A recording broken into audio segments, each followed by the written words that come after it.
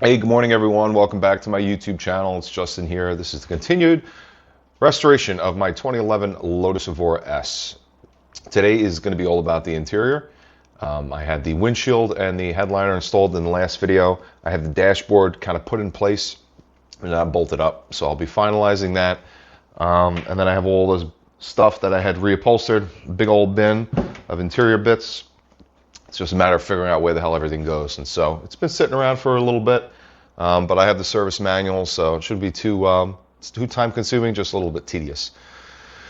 So anyway, I'll be jumping right in. Anything interesting, I'll make sure to point it out. Thanks. All right, so here we are back in the car, the cramped quarters. Interesting, with the headliner installed and the windshield, the dynamics of the car have changed pretty substantially. Audio, I could hear like a little bit more bass from talking in these videos. And then also with the black headliner instead of the white, it makes the car feel a little bit smaller, which I kind of thought would happen, but yeah, we'll see what it looks like with the rest of the interior in, but definitely an interesting thing to point out. As far as what I'm going to be doing, I have these, they have fir trees that are called out in the service catalog. They're basically these push type connectors, if you can see that. They're all throughout the car, so I bought an assorted box of them. I'm basically going to be using this as one of the tools for installing everything. And then I have all of the baggies that I had labeled when I was pulling stuff apart. So I have a bunch of stuff to sort through. I do try to get things categorized by part, but you know, it's a little bit of a mystery when you're going through it as to which bolt goes where. I'll be consulting a lot with the service notes from Lotus, the factory service notes for the hardware location, as well as the torque specs.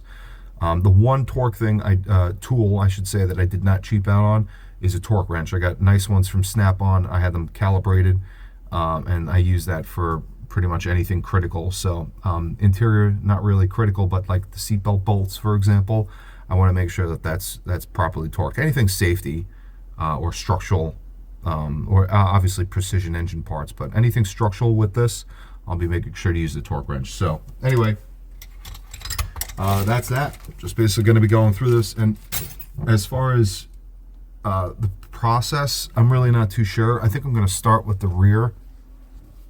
So basically the bulkhead, and I'll work my way forward. So I'll be doing the rear side panels, the seat belts, the B pillars, and then, like I said, working my way up towards the front, finishing the dash install, because I'm pretty sure the A pillars I have to install with the dash kind of out. So I'm happy that I just placed that so far. So anyway, yeah, I'll be doing a time lapse covering all that, and like I said, I'll be stopping along the way. So stay tuned. All right, I'm going to pause here. Basically, my back just needs a little bit of a break. There's a method to putting everything back, is what I've learned. So I was originally going to start with the bulkhead that goes around here, but you can't do the bulkhead cover without having the panels in. You can't have the panels in without having the seatbelts installed. And so I sent these seatbelts out many months ago to Safety Restore. They rebuilt these with new tensioners, as well as reprogramming or clearing the codes in the SRS module. I had a code scanner that could reset the codes, but it wasn't licensed properly, so I sent it out to them. They were running a Black Friday special anyway. So new seatbelts installed, and I don't know who needs to know this, but they are labeled left hand and right hand. Took me a minute, but if you look at the panel, it actually says this is the body side left hand, and then there's your left hand seatbelt. It goes by, you know, which side when you're sitting in the driver's seat. I kind of knew that, but I was second guessing myself for a bit here. As far as the install, very straightforward. This side, you definitely need to have the sub out. I was trying to struggle with getting my hands in here, but the sub in the way wasn't possible, so I had to pull that out temporarily so I could get it installed. Looking through the service notes, I did not find any torque specs, so I just did the old German good and tight, and there's a little spring washer on there, or split washer that's going to secure it. So I'm sure there's not going to be a problem. And then just make sure that when you're putting in the pretensioner cable that it's secured. There's a little zip tie here and a clip. Make sure that that's not going anywhere, because that's obviously an important thing to have. And I'm not connecting the battery until everything's in place, including the airbags, because I don't want any issues, right? So I'll probably be out of the car when I reconnect the battery at that point, just to make sure that nothing explodes. But yeah, that's pretty much it for now. So I'm going to take a little bit of a break, grab some breakfast, and then when I get back, I'll be continuing with the rear panel installs. Just want to point this out. The seatbelt clips. There's 2 clips in the back. It's easiest if you literally just remove the clip. So you can take a screwdriver, pry this off, and then with the one clip on the one side, you can kind of remove this, feed the seatbelt through if you need, and when you're reinstalling, it's the opposite. And make sure that the Lotus lettering is facing upright like it is there. Just wanted to point that out. Okay, little bit of research. I was looking at the interior service notes, but the airbag one is what actually has the torque specs. So both the upper and lower securing bolts for the belt tensioner are 33 Newton meters. Just wanted to point that out. And it's a T50 star up top, and then 17 millimeter for the bolts. And then the belt, if you can see in here, that's 25 Newton meters. So 25 Newton meters for the belt, 33 Newton meters for the belt tensioner, top and bottom. All right, just want to take a quick second to point something out with the rear seat. Rear seat secured by 4 points. There's 2 nylock nuts that go behind the headrests, and then there's 2 bolts at the bottom. That's it. It's all that's holding it in. So you can see the bolts down here. It's an 8 millimeter head, 5 millimeter bolt. Originally, but I put stainless 7 millimeter in there, and then it was 8 millimeter nuts at the top. Again, they're nylock. The headrest is literally just 4 clips, and I didn't have the back seats, but the headrests were in the car for whatever reason. So I took one of the clips from there, since one was missing on this seat that I just got. But that's it. There's these 4 clips, and they literally just go onto the bars right here, and then it clips down. So you should feel it clip just like that. That's it. Actually, I think it's a little crooked, but you get the point. I'm going to play around with that, make sure it's secured. So if you ever need to take this off, you lift the headrests up, you get the nuts behind there, and then there's the 2 at the bottom. The back seat, rear seat on the bottom here is just held in by Velcro. There's no clips or anything. There's 4 Velcro spots, 1, 2, 3, 4. And I'm going to have to replace those because the Velcro that was on the seat was destroyed. So I'll be doing that next. I had to put the light on in here so I gotta just see what I'm doing for the video. But just wanted to point out that the headliner is held up by the sun visors. So you got 2 bolts, 1 on each side. That's what the bolts look like. They're recessed like this. And then you have 1 bolt for the clip. I'm not in love with the fact that the retaining clip and the sun visor holder are white, and I had this recovered in black suede, but you know what? This is white as well, so there's really not much I could do about it.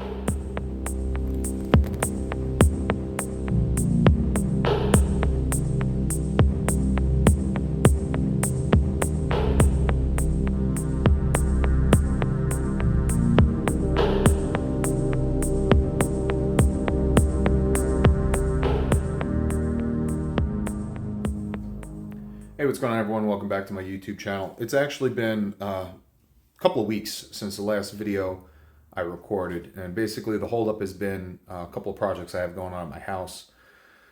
So I finally concluded that, and I'm going to get back to the car. I'm really just going to stop with the interior, though. I've gone as far as I can. I had to order some parts, namely for the dashboard, for the airbag, and that's kind of held me in a holding pattern.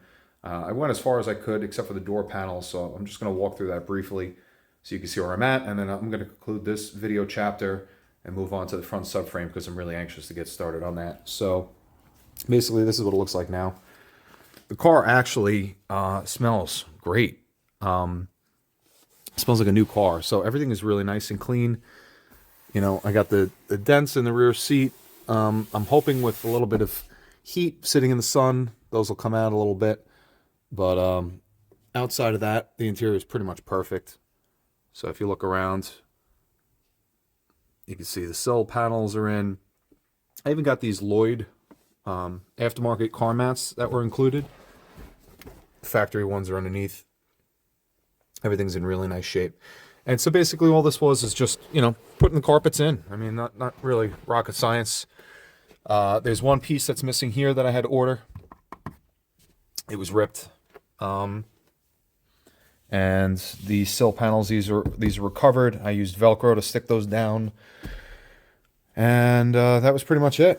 I did have boom mat, sound deadening, that I was going to put under the carpet. But honestly, I don't want this to be over insulated because I feel like the car won't be engaging.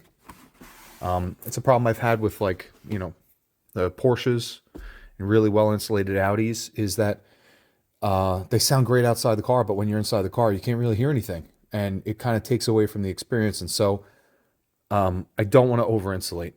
So I was going to put the boom mat in, but I decided against it last minute. Honestly, these seats aren't horrible to take out. I could always take it out and put them back in if there's like drone or something that I want to address. But as of right now, this is in really good shape. A couple things worth pointing out. Dashboard is not in. The dashboard can't go in until the airbag is installed. This airbag can't get installed until I get the replacement. So I ordered that off of Lotus. Dropped about another $1,000 on some miscellaneous parts. The airbag cover, I was going to 3D print and then vinyl cover it to match and whatever. But honestly, I found one on sale for like $200. So I just ordered the cover. Plus the metal plate that's over here. That's an important safety piece, right? That's included. And so it's all one piece. So anyway, that should be that. And once I have that, then the dash is going to go in. The door panels, I just didn't get around to it yet. Not a huge priority. I do have to paint the grills, the speaker grills. So I'm going to have to unscrew these, take them out. See, there's a little bit of surface rust, or I don't even know if that's rust, if it's just, yeah, it looks like rust. If it's just like the paint is peeling off, but whatever. I'm going to paint those, touch those up. And then I made these sill panel covers to help protect this. I designed this in Tinkercad. I was just playing around, 3D printed that in carbon filament and clear coated it. Got a nice little Lotus emblem on it. So that's going to be a finishing touch. I didn't put that down yet. I want to make sure that's going to be in the right spot. And that's pretty much it. So interior's done. Headliner's in. Everything's good.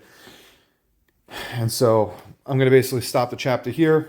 You can see that there's still some parts I have to put in.